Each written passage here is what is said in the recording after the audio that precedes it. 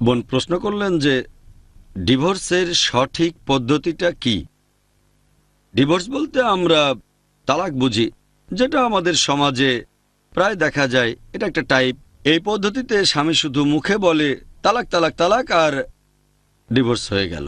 এটাকে বলা হয় তালাকে বিদা। তালাকে বিদা এটা পরে বানানো। তার যদি আলাদা হয়, ধরেন 2 বছর পরে স্বামীর মনে হলো যে আমি ভুল করেছি, তাহলে আবার একই মহিলাকে বিয়ে করতে পারে। পবিত্র কোরআন বলছে সূরা বাকারা 2 নম্বর অধ্যায় 232 নম্বর আয়াতে, মহিলারা তাদের প্রাক্তন স্বামীকে বিয়ে করতে চাইলে বাধা দিও না। তার মানে মানুষের মধ্যে ভুল ধারণা আছে, যাকে ডিভোর্স দেওয়া হয় তাকে আর বিয়ে করা যায় না। তারা বলে যে এখানে করতে হবে হালালা। হালালা কি জানেন? হালালা মানে স্ত্রীকে আরেকজনের সাথে বিয়ে দেওয়া হবে, এতে করে সে বৈধ হবে। ইসলাম ধর্মে এটার কোনো অনুমতি নেই। ইসলামিক নীতি অনুযায়ী কোরআন পড়লে দেখবেন প্রথমবার ডিভোর্স দেওয়ার পরেও স্বামী এবং স্ত্রী আবার বিয়ে করতে পারে ইদ্দার সময়ের পরে। তবে তারা নতুন নিকাহনামা আর নতুন মোহর অনুযায়ী বিয়ে করবে। এভাবে বিয়ে করার পরে আবারও যদি সমস্যা হয়, আবারও সেই একই পদ্ধতি।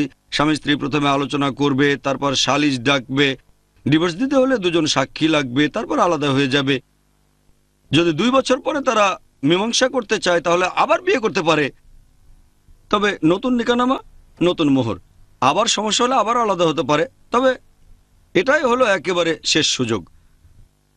পবিত্র কোরআনের সূরা বাকারা 2 নম্বর অধ্যায় 229 নম্বর আয়াত বলছে এই তালাকের অনুমতি আছে 2বার। তৃতীয়বারের পর আর হবে না। প্রথম 2বার ডিভোর্সের পরে আবার বিয়ে দিতে পারেন, তবে তৃতীয়বার ডিভোর্স দিলে আর বিয়ে করা যাবে না, যদি না স্ত্রী আরেকজনকে বিয়ে করে সেটাকে আইনসিদ্ধ করে। এখানে মানুষজন নিয়ে এসেছে এই হালালা। যদি আমি রাগের মাথায় বলে ফেলি তালাক তালাক তালাক, তারপর অনুতাপ করি, তখন স্ত্রীকে আরেকজনের সাথে বিয়ে দেওয়া হবে। এর একদিন পরে তারা ডিভোর্স দেবে, আরেকজনকে বিয়ে করে আইন সিদ্ধ করবে, একদিন পরে ডিভোর্স দিয়ে আগের স্বামীকে বিয়ে করবে। এটা পুরোপুরি হারাম। এটা একেবারে হারাম। ইসলামে এটা নিষিদ্ধ। এরকম প্ল্যানও করতে পারবেন না। যেটা বলা হয়েছে, যদি স্বামী স্ত্রীর বিয়ে হয় তারপর ডিভোর্স দিল আবার বিয়ে করলো, এই বিয়ে করাটা ছেলে খেলা না। এটা তো পুতুলের বিয়ে না যে আপনি দুটো পুতুলের বিয়ে দিলেন, তারপর ভেঙে দিলেন, আবার বিয়ে দিলেন। যদি এভাবে 3বার বিয়ে দেন তাহলে সেটা আর বদলানো যাবে না। আমার মনে আছে ছোটবেলায় আমার মা বলতেন বাইরে গেলে ডালাটার দামটা জানতে পারবে। আমি ভাবতাম ডালাটা কি, আসলে ডাল আর আটা। বাইরে বের হলেই ডাল আটার দামটা জানতে আপনারা পারবেন। আমি ভাবতাম ডালাটা কি, হয়তো নতুন কোনো জিনিস, ডালাটা ডালাটা। পরে বুঝতে পারলাম এটা হলো ডাল আর আটা।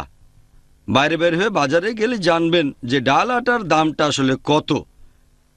সেরকম এটা কোনো ছেলে খেলা না যে অনেক হয়েছে, একবার বিয়ে তারপর ডিভোর্স, আবার বিয়ে আবার ডিভোর্স, শেষ, এবারে অন্য কাউকে বিয়ে করুন। এই তালাকের কথা পবিত্র কোরআন এবং সহিহ হাদিসে বলা হয়েছে। অন্য দুটো তালাকে বিদা, এটা পরে বানানো।